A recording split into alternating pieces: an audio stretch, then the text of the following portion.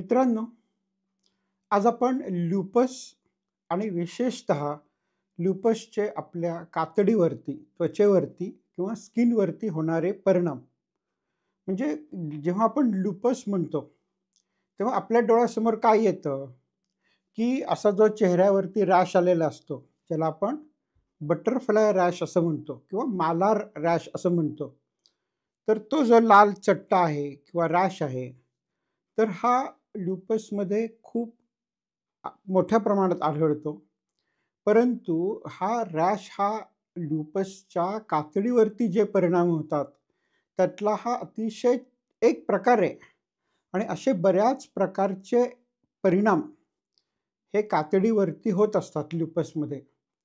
आणि आज आपण हे समजावून घेणार आहोत, की कातडीवरती हे परिणाम का होतात? त्याच्यामागे मुख्य कारण काय असतं? त्याच्यावरती ट्रीटमेंट काय करायची? आणि मुख्य म्हणजे हा ल्युपस बरा होऊ शकतो का? कारण ल्युपस हा जो आजार आहे, तो ऑटो इम्यून डिसीज आहे. ऑटो इम्यून म्हणजे आपल्या शरीरामधल्या ज्या इम्युनिटीच्या सेल आहेत, म्हणजे टी लिम्फोसाइट, बी लिम्फोसाइट, मॅक्रोफेजेस, न्यूट्रोफिल्स, म्हणजे अशा बऱ्याच प्रकारच्या ज्या पेशी आपल्या इम्यून सिस्टीमसाठी काम करतात, त्या आपल्या शरीरावरती हल्ला चढवतात आणि त्याच्यामुळे मग आपल्याला विविध प्रकारचे प्रॉब्लेम्स येतात. आता हा जो ल्युपस आहे, तो असा ऑक्टोपससारखा अकराळ-विकराळ रोग आहे आणि त्यांनी काय करतं, की जवळ-जवळ आपल्या शरीरातल्या प्रत्येक ऑर्गन, प्रत्येक सिस्टम ही प्रॉब्लेममध्ये येते. आता उदाहरणार्थ या पेशंटना ताप येतो, त्यांना टक्कल पडतं, ते दमणं म्हणजे खूप फटीग ज्याला म्हणतो, की काम करावं वाटत नाही किंवा गळून गेल्यासारखं वाटतं. नंतर किडनी फेल होऊ शकते. नंतर स्ट्रोक बसू शकतो किंवा मेंदूचे प्रॉब्लेम असू शकतात. नंतर श्वास घ्यायला त्रास होऊ शकतो. तोंडामध्ये छाले पडतात. म्हणजे तुम्ही जर एक-एक सिस्टम बघत गेलात, तर ह्या ल्युपसमध्ये इतक्या प्रकारचे आजार किंवा इतक्या प्रकारचा त्रास पेशंटला होत असतो. आणि मग आपण असा विचार करूया, की ह्याचं नेमकं कारण काय आहे? आणि जर आपल्याला ते कारण सापडलं आणि आपण त्याच्यावरती उपाय करू शकलो, तर आपण हा ल्युपस आटोक्यात आणू शकतो, बरा करू शकतो. आणि ते कसं ते आपण पाहणार आहोत. आणि आज मुख्यतः आपल्या त्वचेवरती काय परिणाम होणार आहेत हे पाहणार आहोत. हा व्हिडिओ शेवटपर्यंत नक्की पहा. कारण शेवटी मी तुम्हाला ह्याचं मुख्य कारण काय आहे, त्याच्यावर उपचार काय आहेत आणि मी उपचार कसे करतो, ह्याची सविस्तर माहिती देणार आहे. आता स्किन किंवा कातडीची जी इन्व्हॉल्वमेंट आहे किंवा कातडीवरती होणारे जे ल्युपसचे परिणाम आहेत, ते विविध प्रकारचे असतात. आता त्याच्यात काय-काय होऊ शकतं? तर कातडीवरती जो परिणाम होतो, तो काही दिवसात होतो का काही महिन्यात होतो, ह्याच्यावरती आपण त्याचे काही भाग केलेले आहेत. त्याच्याला आपण ॲक्यूट, सब ॲक्यूट आणि क्रॉनिक असे 3 मुख्य प्रकार करतो त्याचे. ॲक्यूट म्हणजे 1 दिवस ते 3-4 दिवसाच्या आत तो रॅश येतो. त्याला आपण ॲक्यूट किंवा कमी कालावधीत येणारा रॅश असं म्हणूयात. मग आहे सब ॲक्यूट. सब ॲक्यूट म्हणजे 1 ते 2 आठवडे लागतात त्या रॅशला यायला. आणि तिसरा जो प्रकार आहे तो आहे क्रॉनिक. क्रॉनिक म्हणजे महिनोन-महिने हा रॅश चाललेलाच असतो. म्हणजे ह्या तिन्ही प्रकारामध्ये वेगवेगळ्या प्रकारचे रॅश किंवा चट्टे आपल्या अंगावरती येतात आणि मग त्याच्यावरती आपल्याला वेगवेगळ्या प्रकारे उपचार करायला लागतात. तर आता अक्यूटपासून आपण सुरुवात करूयात, की ल्युपस म्हटल्यावर आपल्या डोळ्यासमोर जो रॅश असतो, की जो असा गालावरती येतो. परंतु हे जे ओठाच्या बाजूला जे फोल्ड आहे इथे, त्याच्यावरती तो रॅश नसतो. इथं नोज म्हणजे नोज ब्रिज जिथं नाकाचा नाकाचं जे बेस आहे, तो मात्र इन्व्हॉल्व झालेला असतो. म्हणजे असा हा बटरफ्लायसारखा म्हणजे फुलपाखराचे जसे पंख असतात, त्या प्रकारचा हा रॅश आपल्या चेहऱ्यावरती दिसतो. त्याला मालार रॅश असं पण म्हणतात, कारण हा गालावरती असतो. ह्या ॲक्यूट लुपसमध्ये अजून एक प्रकार असतो, की आपल्याला तोंडामध्ये आणि नाकामध्ये किंवा ओठाच्या बाजूनी छाले किंवा क्रॅक्स पडतात, अल्सर्स तयार होतात आणि हे अल्सर हे खायला फार त्रास देतात. म्हणजे आपल्याला पाणी पिता येत नाही, आपल्याला अन्न चावता येत नाही, गिळता येत नाही. साधे-साधे पदार्थसुद्धा खूप तिखट लागतात आणि मग पेशंटचं खायचं प्रमाण एकदम कमी होऊन जातं किंवा त्रासदायक होऊन जातं. हा सुद्धा ल्युपसचाच परिणामाचा भाग आहे. आता आपल्याला जे कातडीवरती रॅश आलेलं आहे, चट्टे आलेले आहेत, ते ल्युपसचे आहेत का अजून दुसऱ्या कशाचे आहेत? कारण चट्टे बऱ्याच कारणांनी येऊ शकतात. म्हणजे आपल्याला उन्हात गेल्यामुळे चट्टा येऊ शकतो. अ, बाकीच्या रोगांमुळे म्हणजे मिझल्स असेल किंवा अ, काय सोरायसिस असेल, एक्झिमा असेल, म्हणजे अशा विविध प्रकारे रॅश अंगावरती येऊ शकतात. मग आपल्याला जो रॅश किंवा चट्टा आलेला आहे, तो ल्युपसचा आहे हे कसं ओळखायचं? तर त्याच्या लक्षणांवरनं ते ओळखता येतं. म्हणजे त्याच्या बरोबरीने तुम्हाला ताप आहे का? मलेज म्हणजे अंग गळून जातंय का? किंवा असे काही बाकीचे प्रॉब्लेम्स आहेत का? ह्याच्यावरनं साधारण आपल्याला अंदाज घेता येतो. परंतु काही टेस्ट केल्यानंतर आपण सांगू शकतो, की हा जो रॅश आहे तो ल्युपसचा आहे की नाही. आणि ह्या टेस्टमध्ये मुख्यतः असते ती अँटी न्यूक्लिअर अँटीबॉडी या नावाची टेस्ट आणि दुसरी असते ती स्किन बायोप्सी. म्हणजे जिथं रॅश आलेला आहे, त्या कातडीचा एक बारीक तुकडा काढून तो तपासला जातो आणि ह्याच्यावरनं आपल्याला कळतं, की हा रॅश जो आहे तो ल्युपसचा आहे की नाहीये. जर आपल्याला ॲक्यूट रॅश असेल, तर तो फक्त म्हणजे गालावरती, चेहऱ्यावरती येतो असं नाहीये. तो बोटांवरती येऊ शकतो, हातावरती, पायावरती पण येऊ शकतो. परंतु हा जो रॅश आहे तो ट्रंक म्हणजे पोट, छाती, पाठ ह्याच्यावरती शक्यतो येत नाही. मग जर अशा प्रकारचा रॅश असेल, तर आपण काय करावं? तर पहिल्यांदा म्हणजे उन्हात जाणं कमी करायला लागतं. कारण अशा रॅश असताना ल्युपसचा जर आपण उन्हात फिरायला गेलो, तर तो रॅश वाढतो, त्याचं खाजणं वाढतं, त्याचा दाह वाढतो आणि त्याचा एकंदरीत त्रास वाढतो. त्याच्यामुळे आपण सनस्क्रीन लावायला लागतं, ज्याच्यामुळे उन्हाचा त्रास कमी होतो. नंतर पूर्ण कपडे घालायला लागतात, टोपी घालायला लागते, म्हणजे जेणेकरून ऊन डायरेक्ट आपल्या कातडीवरती पडणार नाही आणि ह्या रॅशचा त्रास एकंदरीत कमी होईल.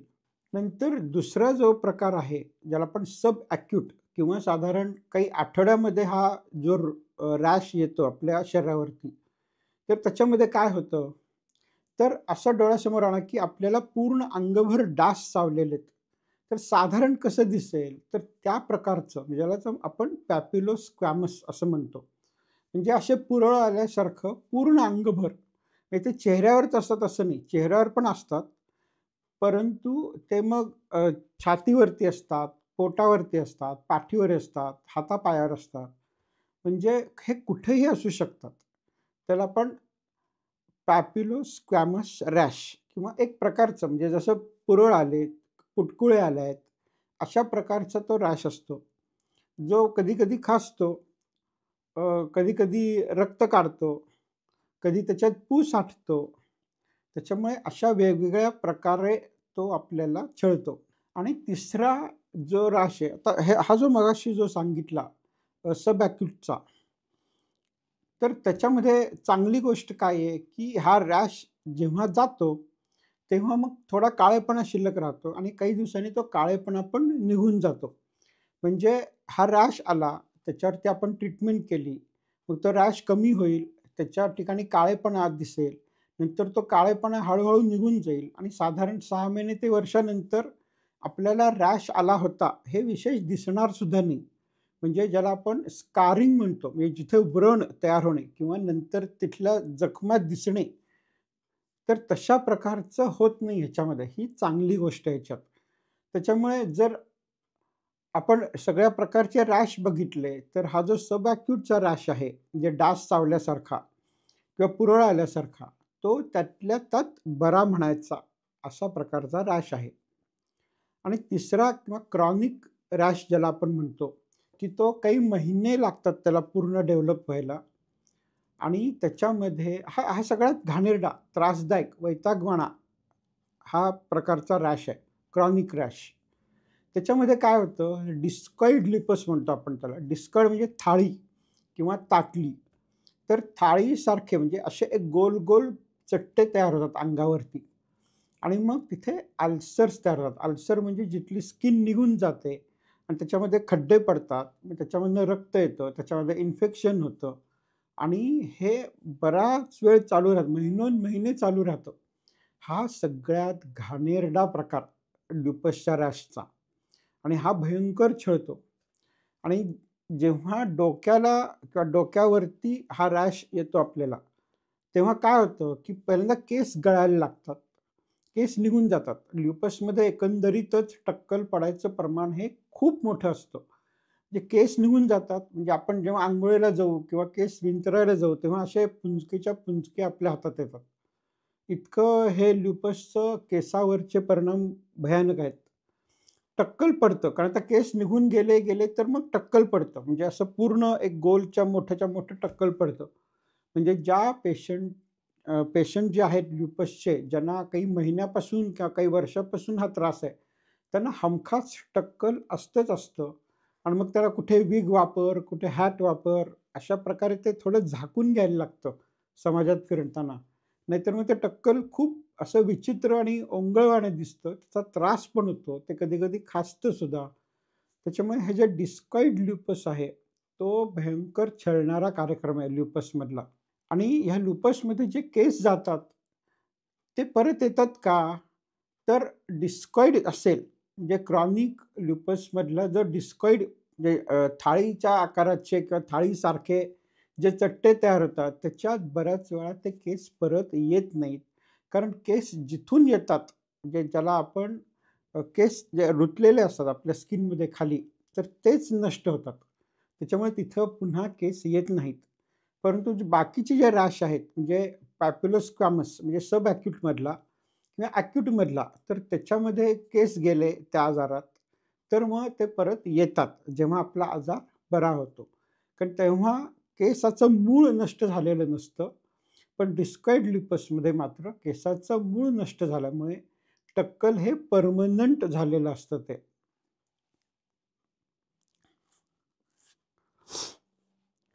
आता हे हे झालं रॅशचे मुख्य प्रकार. आता अजून काय-काय होऊ शकतं रॅश म्हणजे कातडीवरती ल्युपसमध्ये? तर हाईव्हज आपण ज्याला म्हणतो, म्हणजे आपल्याला समजा मधमाशी चावली, तर जशी गांधी येते किंवा बऱ्याच जणांना गांधी येतात अंगावरती, त्याला आपण हाईव्हज म्हणजे असं एक सुजल्यासारखं दिसतं तो भाग. तर तसे बरेच प्रकारचे येऊ शकतात. नंतर परप्युरा म्हणून एक प्रकार आहे, म्हणजे ज्याच्यामध्ये आपलं टाचणी असते. टाचणीचं टोक जसं दिसतं म्हणजे हेड, तर तशा प्रकारचे लाल, लाल, लाल असे डॉट, डॉट, डॉट झाल्यासारखे पूर्ण कातडीवरती दिसतात. ज्याला आपण म्हणतो परप्युरा. पण हा परपुरा का होतो ल्युपसमध्ये? कारण ल्युपसमध्ये आपल्या शरीराच्या रक्तामधल्या ज्या प्लेटलेट्स आहेत, म्हणजे एक प्रकारच्या पेशी असतात, त्या प्लेटलेटचं प्रमाण प्रचंड कमी होतं आणि त्याच्यामुळे कातडीच्या आतमधनं ब्लीडिंग किंवा रक्तस्राव होतो बारीक, बारीक, बारीक एकदम. त्याच्यामुळे आपल्याला परप्युरा म्हणजे टाचणीच्या आकाराएवढे आणि असे खूप डॉट-डॉट आपल्या शरीरावरती तिथे पॅचमध्ये दिसतात. त्याला आपण परपेरा म्हणतो, एक्किमोसिस म्हणतो, पेटिकी म्हणतो त्याच्या आकारानुसार. तर अशा प्रकारचे रॅश, त्याला रॅश नाही म्हणता येणार कारण ते कातडीच्या आतमधनं तयार झालेले असतात. पण हा परप्युराचा प्रकार हा ल्युपसमध्ये बराच वेळा दिसतो. आणि मग सगळ्यात सिव्हिअर फॉर्म म्हणजे सगळ्यात अगदी कॉम्प्लिकेटेड म्हणजे सगळ्यात भयानक फॉर्म काय म्हणता येईल? तर आपल्याला अल्सर होतात. अल्सर म्हणजे कातडी निघूनच जाते. म्हणजे उदाहरणार्थ डायबिटीसच्या लोकांच्या पायावरती जशा जखमा होतात, तशा प्रकारच्या जखमा ह्या ल्युपसमध्ये पायावरती, हातावरती होतात. जिथं कातडी पूर्ण निघून जाते, आतमध्ये मोठे-मोठे खड्डे पडून अल्सर होतात. कधी-कधी तो भाग काळा पडतो, म्हणजे त्याला गँग्रीन होतं आणि मग तो भाग सर्जरी म्हणजे ऑपरेशन करून काढायला लागतो. इतक्या मोठ्या प्रमाणात त्याचा त्रास होऊ शकतो. आणि स्किनमध्ये म्हणजे कातडीमध्ये ल्युपसच्या पेशंटमध्ये अजून एक प्रकार होतो. त्याला आपण म्हणतो रेनॉल्ड्स फेनॉमेनॉन. आता हा काय प्रकार आहे? तर साधारणतः जे लोक सिगारेट ओढतात, त्यांच्या हातांना कधी-कधी काय होतं, की रक्तप्रवाह कमी होतो. म्हणजे बोटांना, पायाच्या आणि हाताच्या बोटांना आणि मग ती निळी पडायचं प्रमाण वाढतं किंवा तिथे अल्सर्स व्हायचं प्रमाण वाढतं. तर अशा प्रकारचा जो हा भाग आहे, त्याला आपण रेनॉल्ड्स फेनॉमेनॉन म्हणतो आणि तो प्रकार हा ल्युपसमध्ये खूप मोठ्या प्रमाणात होतो. त्याच्यामुळे अल्सर होणे, जखमा होणे, गँग्रीन होणे, काळं पडणे, निघून म्हणजे तो तो भाग निघून जाणे स्किनचा, हे अशासारखे भयानक कार्यक्रमसुद्धा ल्युपसमध्ये होत असतात. त्याच्यामुळे तुम्हाला असं लक्षात येईल, की साधं म्हणजे डास चावलाय वाटावं, इतक्या छोट्या पुरळीपासून ते गँग्रीनपर्यंत, अल्सरपर्यंत किंवा बोटचं टोकं काढून म्हणजे असं ऑपरेशन करून काढून टाकायला लागतील, इतक्या सिव्हिरिटीपर्यंत हे ल्युपसचे आपल्या कातडीवरती परिणाम होत असतात. आता तुम्ही म्हणाल, की हे सगळं का होतं? म्हणजे ह्याच्यामागे कारण काय आहे? तर ह्याचं मुख्य कारण असं आहे, की जे कातडीवरती जे परिणाम होतात, तर कातडीला सप्लाय करणारे जे रक्तवाहिन्या आहेत, या कातडीच्या खालनं प्रत्येक ठिकाणी रक्तवाहिन्या असतात. मग त्या रक्तवाहिन्यांमधनं शुद्ध रक्त त्या कातडीला पुरवलं जातं आणि अशुद्ध रक्त गोळा करून पुन्हा हृदयाकडे पाठवलं जातं आणि हे सगळीकडे असतं आपल्या कातडीच्या खाली. आणि हे जे रक्तवाहिन्या आहेत, त्या रक्तवाहिन्यांमध्ये गुठळ्या तयार होतात. त्या गुठळ्यामुळे आपल्या कातडीला होणारा रक्तप्रवाह कमी होतो, थांबतो आणि मग त्याच्यामुळे हे बाकीचे प्रॉब्लेम तयार होतात. म्हणजे आपल्या रक्तवाहिन्यांमध्ये गुठळ्या तयार होणे हा ल्युपसचा सगळ्यात मोठा इश्यू आहे. ते मेन कारण आहे. आणि ह्याच कारणामुळे मग किडनी पण बाद होऊ शकते. ब्रेनवरती पण परिणाम होऊ शकतो. आपल्याला खोकला येणे, छातीत दुखणे असे पण परिणाम होतात. म्हणजे मुख्य कारण एकच आहे त्याच्यामध्ये, की रक्तप्रवाह हा त्या ठिकाणी कमी पडतो. मग हा कमी का पडतो? कारण त्याच्यामध्ये गुठळ्या तयार होतात. मग गुठळ्या का तयार होतात? कारण ह्या गुठळ्या कशाच्या असतात? ज्याला आपण अँटिजन अँटिबॉडी कॉम्प्लेक्स म्हणजे थोडक्यात आपल्या इम्यून सिस्टममध्ये एक प्रकारच्या गुठळ्या तयार होतात आणि त्या गुठळ्या जाऊन त्या रक्तवाहिन्यांमध्ये अडकतात. एकदा त्या अडकल्या, की मग रक्तवाहिन्या ब्लॉक होतात, चोक होतात आणि मग आपल्या कातडीवरती किंवा बाकीच्या अवयवांवरती त्याचा परिणाम दिसायला लागतो. म्हणजे आपल्या लुपसमध्ये जेव्हा रॅश येतो, तेव्हा आपण काही गोष्टी उपाय म्हणून करतो. म्हणजे सनस्क्रीन लावणं असेल, मोठे कपडे वापरणं असेल, नंतर औषधं आपण काही वापरतो. म्हणजे स्टेरॉइडची क्रीम वापरू शकतो, स्टेरॉइडच्या गोळ्या घेऊ शकतो, बायोलॉजिक्ससारखी औषधं घेऊ शकतो, हायड्रॉक्झिक्लोरोक्विनसारखी औषध घेऊ शकतो. काही मेथोट्रेक्झेट किंवा सायक्लोस्पोरिन अशी औषधं असतात. त्याच्यावरती मी एक वेगळा पूर्ण व्हिडिओ बनवला आहे, की ल्युपसच्या ट्रीटमेंटमध्ये आपण कुठल्या प्रकारची औषधं वापरतो. परंतु माझा मुद्दा असा आहे, की ही जी औषधं आहेत किंवा हे जे उपाय आहे, ही तात्पुरती मलमपट्टी ठरते. जोवरती त्या रक्तवाहिन्यांमध्ये होणाऱ्या गुठळ्या आपण थांबवत नाही, तोवर हे कार्यक्रम चालूच राहणार आहेत. त्याच्यामुळे ज्या लोकांना ल्युपस झालेला आहे, त्यांना तो वर्ष, 2 वर्ष, 4 वर्ष, 8 वर्ष इतक्या लांबवर तो चालतो. कारण जोवर हे आपण कारण बघत नाही, काय प्रॉब्लेम आहे त्याचा आणि ते दुरुस्त करत नाही, तोवर हे चालूच राहतं. मग तुम्ही गोळ्या घेत राहता, तुम्ही मलम लावत राहता, पण काहीही फायदा होत नाही. आणि ल्युपसमध्ये कसं असतं, की फ्लेअर्स असतात. फ्लेअर म्हणजे एखाद्या दिवशी असं एकदम वाढतं, पुढे 1 आठवडा, 2 आठवडे वाढलेलं राहतं, मग कमी होतं. मग पुन्हा पुढच्या महिन्यात ते उफाळून येतं. म्हणजे असं जसं एखादा आपण आग लावलेली असते किंवा होळीच्या वेळी आपण ते शेकोटी लावतो. तर त्याच्यात कशा ज्वाळा एकदम भडकतात आणि नंतर त्या हळू कमी होतात. तर ज्याला आपण भडका म्हणतो, फ्लेअर म्हणतो. तसा हा रोगाचा भडका दर महिन्यात एकदा, दोनदा असा येत राहतो आणि हे असंच चालू राहतो. म्हणजे वर्षानुवर्ष हा कार्यक्रम चालू राहतो. म्हणजे त्याच्यामुळे आपल्याला ह्याच्यावरती जर उपाय करायचा असेल, तर तो ही औषधं नव्हे, ही औषधं म्हणजे एक तात्पुरता उपाय आहे किंवा सपोर्टिव्ह ट्रीटमेंट आहे, मूळ ट्रीटमेंट नाही. तर ह्याच्यावरती जर आपल्याला ट्रीटमेंट करायची असेल, तर आपल्याला वेगळ्या प्रकारे त्याच्याकडे बघायला लागतं. तर हे जे रक्तवाहिन्यांमध्ये गुठळा व्हायचं कारण आहे आणि त्याच्या अँटिजन अँटीबॉडी कॉम्प्लेक्स म्हणजे हे जे काही इम्युन सिस्टमचे रिॲक्शन व्हायचं कारण आहे, त्याच्यात मुख्य 2 घटक असतात. एक म्हणजे आपल्या शरीरामध्ये पेशींची शरीराची हानी होणार आहे. ती हानी कशामुळे होते? तर एकतर स्मोकिंग म्हणजे सिगारेट पिल्यामुळे, तेलकट पदार्थ खाल्ल्यामुळे, साखर खाल्ल्यामुळे आणि मग बाकीची काही कारणं आहेत. तर ही कारणं मुख्य असतात ल्युपस होण्यामध्ये. आणि जेव्हा आपण ह्या कारणांचा विचार करतो, ह्या कारणांवरती उपाय करतो, तेव्हा आपण ल्युपस आटोक्यात आणतो. आणि तुम्हाला असं सांगायचंय, जर तुम्हाला ल्युपस असेल, तर त्याच्यावरती मी ट्रीटमेंट देतो. ही ट्रीटमेंट ऑनलाईन मी तुमच्याशी बोलतो. एकास एक म्हणजे एक पेशंट आणि मी एवढेच एका वेळेस असतात. मी असं 50 जणांना एकदम लेक्चर देतोय असं नसतं ते. तर मी तुमच्याशी बोलतो. तुम्हाला उपाय समजावून सांगतो. तुमचं खाणं-पिणं कसं सुधारायचं ते समजावून सांगतो. खाणं-पिणं सुधारून ॲक्चुअल ल्युपस बरा होईपर्यंत जो मधला कालावधी आहे 3 ते 6 महिन्याचा, त्याच्यामध्ये सपोर्ट कसा करायचा, त्यात औषधं कशी चालू ठेवायची, हे सगळं व्यवस्थित समजावून सांगतो. आणि ह्याच्यामध्ये मुख्य म्हणजे पहिले 3 महिने मी तुमच्याकडून काहीही चार्ज घेत नाही.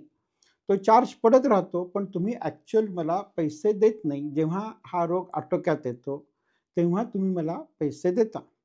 त्याच्यामुळे जर तुम्हाला तुमच्या नातेवाईकांना किंवा तुमच्या ओळखीच्या कुणाला ल्युपस असेल, ते लोक त्रस्त असतील, औषधांचा खर्च, दवाखान्याचा खर्च, तपासण्यांचा खर्च, डॉक्टरांचा खर्च, ह्या सगळ्या खर्चांनी वैतागून, गांजून गेलेले असतील, तर तुम्ही ही ट्रीटमेंट सुरू करायचा अवश्य विचार करा. मी खाली माझा नंबर दिलेला आहे. त्याच्यावरती WhatsAppवरती तुमचे रिपोर्ट्स पाठवा. ते रिपोर्ट बघून मी ट्रीटमेंट करू शकेन का नाही हे तुम्हाला लगेच कळवतो आणि मग आपण ट्रीटमेंट सुरू करू शकू. मी बाकीचे अजून बरेच ल्युपसवरती व्हिडिओज बनवणार आहे, की ल्युपसचा किडनीवरती कसा परिणाम होतो, हृदयावरती कसा परिणाम होतो, फुफ्फुसावरती कसा परिणाम होतो, स्ट्रोक बसणे किंवा किडनी फेल्युअर होणे हे ल्युपसमध्ये का होतं आणि हे सगळे प्रकार कसे आपण थांबवू शकतो, हे पूर्णपणे तुम्हाला मी समजावून सांगणार आहे. त्याच्यामुळे हे व्हिडिओज बघत राहा, लाईक करा आणि ज्या पेशंट्सना लुपसचा त्रास आहे, म्हणजे ते माझी भले ट्रीटमेंट घेवोत किंवा न घेवोत, परंतु त्यांच्यापर्यंत हे व्हिडिओज जातील, त्यांना ही माहिती मिळेल. कारण आपण जेव्हा ट्रीटमेंट घेतो लुपसची, आपण भरमसाठ खर्च होत असतो त्याच्यामध्ये, आपल्याला खूप त्रास होत असतो. परंतु ॲक्चुअल लुपसमध्ये मागे काय चालतं, त्याच्यावरती ॲक्चुअल उपाय काय आहेत, ते बरे कसे करू शकतो, ह्याच्याबद्दल फारसं माहिती आपल्यापर्यंत पोहोचत नाही. आणि ही माहिती मी साध्या सोप्या मराठीमध्ये पेशंटपर्यंत पोहोचावी म्हणून आटोकाट प्रयत्न करत आहे.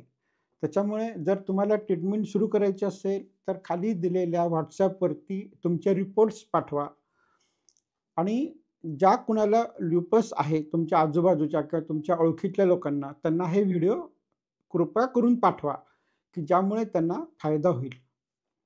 धन्यवाद.